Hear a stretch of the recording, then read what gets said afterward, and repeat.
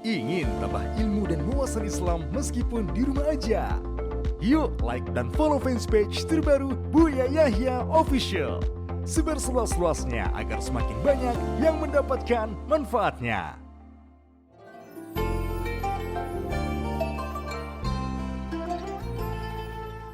Assalamualaikum warahmatullahi wabarakatuh. Waalaikumsalam warahmatullahi wabarakatuh. Buya, mau tanya bagaimana dengan istri yang selingkuh sampai melahirkan, dan saat ini dia menyesal. Sekarang dia bertobat dan beribadah. Sekarang dia merawat anaknya dengan suaminya. Tapi dalam kesehariannya dia gelisah dan takut aibnya terbongkar, Buya. Dia takut rumah tangganya hancur, dan setiap habis sholat dia merasa tenang. Bagaimana dengan tobatnya, Buya? Apakah diterima oleh Allah? Dan bagaimana cara mengatasi rasa gelisah dan rasa takutnya, Buya? Innalillah, subhanallah.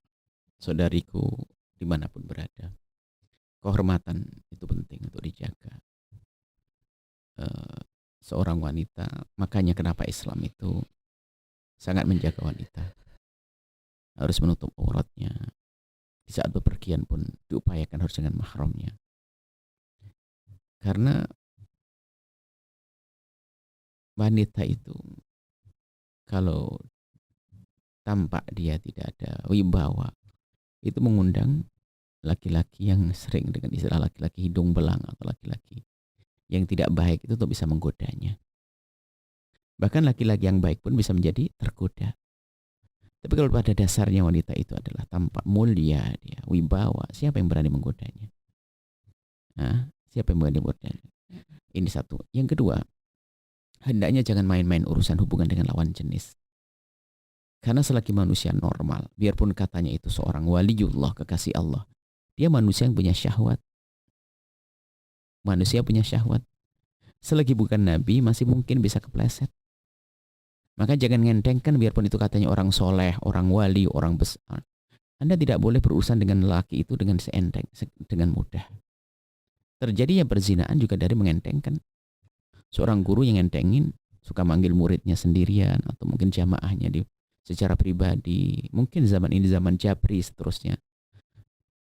Ada setrum, ada min plus di situ. Maka hendaknya semuanya bisa menghindari dari hal yang demikian itu. Sebetulnya sederhana, kita tuh mau ngomong rasa kok. Bohong kalau tidak sadar. Misalnya Anda seorang wanita, tiba-tiba ada laki-laki sudah mulai ngomong ngarah ke arah sana. Itu sudah paham. Kalau tidak paham itu namanya binatang, dungu. Nggak boleh, saya nggak sadar, nggak mungkin. Bahkan mungkin menikmati itu yang banyak. Karena semua wanita bukan semua wanita. Banyak wanita itu adalah di saat mulai dirayu dan disanjung itu ada pemahaman pada dirinya, bahasanya dirinya punya kelebihan. Sehingga dia menikmati sanjungan itu. Sehingga mulai menikmati, sehingga akhirnya jatuh dalam rayuannya. Sehingga masuk kehinaan. Seorang sudah punya suami sehingga kadang selingkuh dan seterusnya, itu hal-hal yang demikian itu. Dari mana? Komunikasi. Makanya wanita hendaknya hati-hati komunikasi dengan laki-laki. Kemudian laki-laki juga sama di situ, karena apa? Pengennya senang saja. Bahkan kadang sebuah tantangan iseng. Bahkan kalau dia seorang laki-laki yang nggak baik itu, kalau dia menggoda wanita jelek itu enteng. Tapi kalau dia bisa sukses mengganggu wanita yang baik, bagi dia adalah sebuah prestasi. Ini orang baik, orang ini digoda dan sebagainya. Itu laki-laki yang nggak baik, ingin menggoda. Dia bangga. Misalnya naudzubillah, laki-laki yang tidak baik bisa menggoda istrinya ustadz, istrinya ini anak ustadz. Bagi dia prestasi. Naudzubillah, karena apa? Memang sudah disiapkan oleh setan dengan lencana di atas kepalanya nanti dengan mahkotanya iblis nanti. Jadi itu wahai ukhti, saudari-saudariku yang tercinta, Anda harus waspada di saat berkomunikasi dengan kaum pria. Biarpun bahasanya bangunkan tahajudan, itu ada bahasa tahajudnya syaitan. Jangan percaya dengan yang demikian itu. Maka himbauan kami adalah tetap waspada. Adapun bagi Anda, tobatlah kepada Allah. Saya tidak tahu di mana Anda. Lalu bagaimana cara tobat Anda? Anda ini tobat bohong atau jujur hanya Allah yang tahu. Saya tidak bisa. Akan tapi jika Anda bertemu saya mungkin akan bertanya banyak hal agar tahu apakah Anda jujur atau tidak jujur dalam bertobat. Na'udzubillah. Kami sampaikan kepada Anda. Anda bisa menilai diri Anda sendiri. Anda akan dianggap tobat betul kalau Anda sudah benar-benar menghilangkan sebab-sebab Anda bisa mengingatnya. Sangat bohong Anda bertobat kalau ternyata Anda masih menyimpan nomor telepon laki-laki tersebut. Sangat bohong Anda dalam bertobat kalau Anda masih menyimpan sapu tangan yang pernah dihadiahkan kepada Anda. Sangat bohong Anda mengaku bertobat kalau Anda masih menyimpan hadiah-hadiah yang diberikan olehnya. Inilah yang harus diperhatikan. Baik. Jadi ini kembali kepada Anda seperti apa. Apakah Anda sudah jujur dalam bertobat?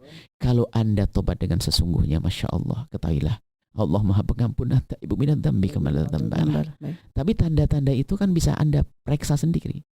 Tobat itu dengan Allah sangat pribadi ya, nggak bisa basa-basi di depan orang, saya tobat, saya hijrah, saya tobat. Enggak. Tapi untuk penyesalan Anda. Baik. Anda enggak, nah ini dengan laki-laki yang merusak Anda itu, Anda enggak perlu komunikasi. Baik.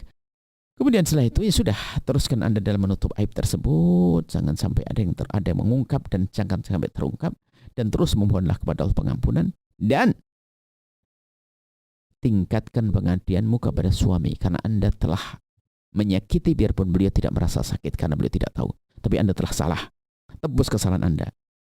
Jadi tingkatkan kualitas pengabdian 2 kali lipat. Tanda penyesalan Anda, dan insya Allah memberkahi Anda dan jangan khawatir. Dan kami sampaikan kepada siapapun, ingat, at-ta'bi minadzambi kama la dzamba. Orang bertobat dari dosa seperti orang tidak pernah berdosa. Asalkan serius dalam tobat, ada penyesalan, kemudian berusaha untuk menutup aib tersebut, maka Allah akan Maha Pengampun. Ingat, penyesalan sangat pribadi, bukan basa-basi, bukan kalimat terucap, akan lebih rasa di dalam hati. Wallahu a'lam bishawab. Dan juga kalau di saat kita benar-benar menyesal, Allah yang akan menutup aib kita. Kalau kita betul menyesal, nggak perlu kita bingung menutup, ditutup sendiri. Orang dibikin lupa oleh Allah kok. Kalau kita menyesal, nggak bisa. Kalau orang menyesal benar gampang. Biarpun itu yang mengetahui aibnya adalah orang yang sangat dekat, akan Allah lupakan. Ganti dengan cinta, ganti dengan sayang, ganti dengan perasaan tidak rela membongkar kok. Makanya jangan ragu dengan Allah, sudahlah. Kalau kita sudah menutup, Allah akan menutup. Kalau sudah Allah menutup, siapa yang bisa membongkar? Ya.